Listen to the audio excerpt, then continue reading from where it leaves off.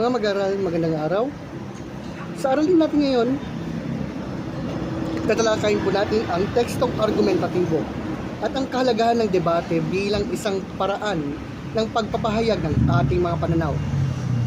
Alam nyo kasi, sa ating pang-araw-araw na buhay, madalas po tayong magkaroon ng iba't ibang opinyon tungkol sa mga isyu sa tahanan, paaralan at lipunan.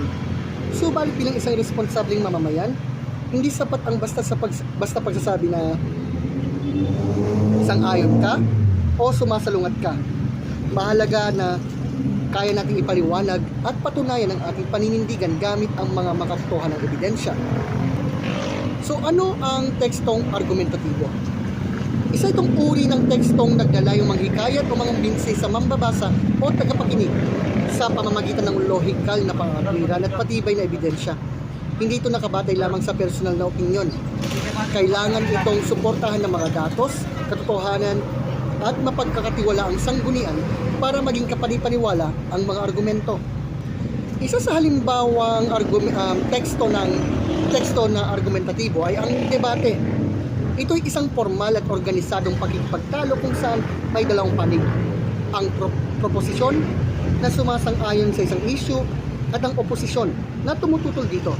Meron din po itong moderator na namamahalat sa maayos na daloy ng talakayan at mga hurado na nagsusuri kung aling panig ang higit na nakapaglahad ng matibay na argumento. Upang maging mahusay na debater, may tatlong mahalagang katangiang dapat taglayin. Una, nilalaman. Dapat malawak ang kaalaman sa paksang pinagtatalunan at may sapat na datos at ebidensya na sumusuporta sa mga pahayag. Pangalawa, estilo.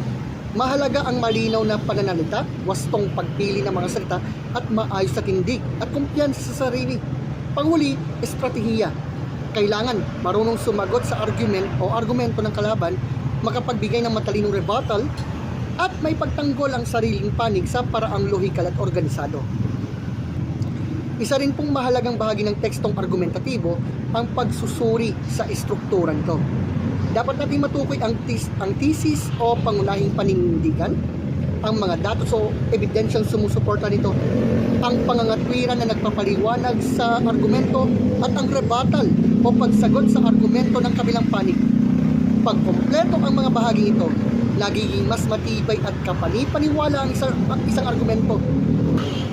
Ngayon mag-aaral, sa pagtatapos ng aralin natin, tandaan natin na ang layunin ng debate ay hindi lamang ang manalo sa argumento. Higit sa lahat, ito po ay paraan para matutong makinig, gumalang sa magkakaibang pananaw, at maglahad ng katotohanan ng may respeto at pananagutan. Kaya mag-aaral, lalo sa grade 9, tandaan nyo, ang tunay na lakas ng isang argumento ay hindi po nasusukat sa lakas ng boses, kundi sa tibay ng ebidensya, linaw ng pangatwiran at paggalang sa opinyon ng iba.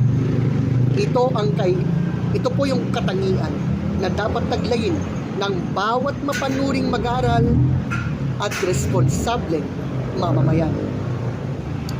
Hanggang dito na lang. Maraming salamat mga mag-aaral. Kita-kits sa susunod na